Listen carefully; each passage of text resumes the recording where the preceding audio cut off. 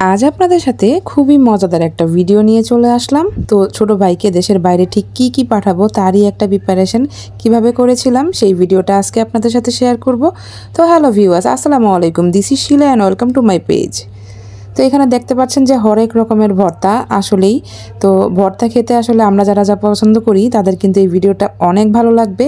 এটা হচ্ছে চ্যাপা শুটকি, আর এখানে অনেকগুলো মরিচ নিয়ে নেওয়া হয়েছে। মরিচগুলোকে একটু ভিজিয়ে নেওয়া হয়েছে, আর চ্যাপা শুটকিগুলোকে একটু ক্লিন করে নেওয়া হচ্ছে। এদিকে হচ্ছে পুঁটি মাছ আর হচ্ছে চিংড়ি মাছ, যেগুলো ভাই পছন্দ করে কিংবা দিতে বলেছে। এদিকে হচ্ছে আম্মু শুটকিগুলোকে একটু ক্লিন করে নিচ্ছে, আর এগুলো মাছগুলোকেও একটু ক্লিন করে নিয়েছে। এখন হলুদ মরিচ আর গুঁড়ো দিয়ে মাছগুলোকে ভেজে নিবে, ভাজা মাছ দিবে আসলে। তো তারই একটা প্রিপারেশন চলছে। তো আজকের ভিডিওটা কে কোথা থেকে দেখছেন সেটা কিন্তু কমেন্ট বক্সে জানাতে পারেন। যারা ফেসবুক পেজ থেকে দেখছেন চাইলে পেজটা ফলো করে দিয়ে ভিডিওতে লাইক করে দিতে পারেন, আর যারা ইউটিউব চ্যানেল থেকে দেখছেন চাইলে চ্যানেলটা সাবস্ক্রাইব করে দিয়ে বেল বাটনে প্রেস করে দিতে পারেন। আর অবশ্যই কমেন্ট বক্সে জানিয়ে যাবেন যে এই ধরনের ভর্তা খেতে কারা পছন্দ করেন। এটা হচ্ছে বাদাম। তো এই যে এবার ব্লেন্ডার জারে মরিচগুলোকে একটু ব্লেন্ড করে নিবে। এই ভর্তাটা একটু স্পেশাল, তো রেসিপিটা চাইলে আপনারা ট্রাই করতে পারেন বাসায়, এবং অবশ্যই কমেন্ট বক্সে জানাবেন যে আপনাদের কেমন লাগলো। খুবই মজাদার একটা রেসিপি, আর এই ভর্তাটা কিন্তু আপনি অনায়াসে মাসখানেক রেখে খেতে পারবেন, একটু নষ্ট হবে না। কারণ এটা হচ্ছে খুবই মজা করে বানানো হয় এবং প্রিপারেশনটা একটু আলাদা, ভিন্ন আর কি। তো মরিচগুলোকে একেবারে ব্লেন্ড করে নেওয়ার পরে হচ্ছে শুটকি, তারপরে রসুন, তারপর কাঁচা পেঁয়াজ সব কিছু একসাথে ব্লেন্ডার জারে ব্লেন্ড করে নিতে হবে একেবারে মসৃণ করে। তো দেখতে থাকুন যে রেসিপিটা ঠিক আমরা কিভাবে ট্রাই করছি।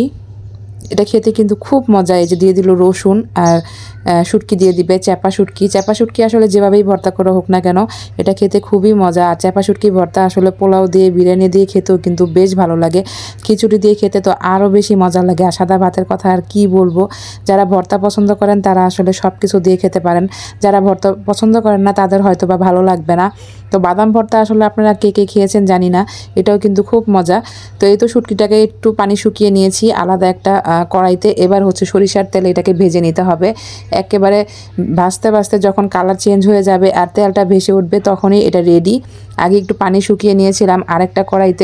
এই ভর্তাটাতে যেহেতু সব কিছু একেবারে ভেজে রান্না করা হয়, তাই এই ভর্তাটা আসলে সহজে নষ্ট হয় না। কাঁচা রসুন পেঁয়াজ দিলে কিন্তু ভর্তা তাড়াতাড়ি নষ্ট হয়ে যায়, আর এটাই এই জন্যই মাসখানেক সংরক্ষণ করে রাখা যায় অনায়াসে।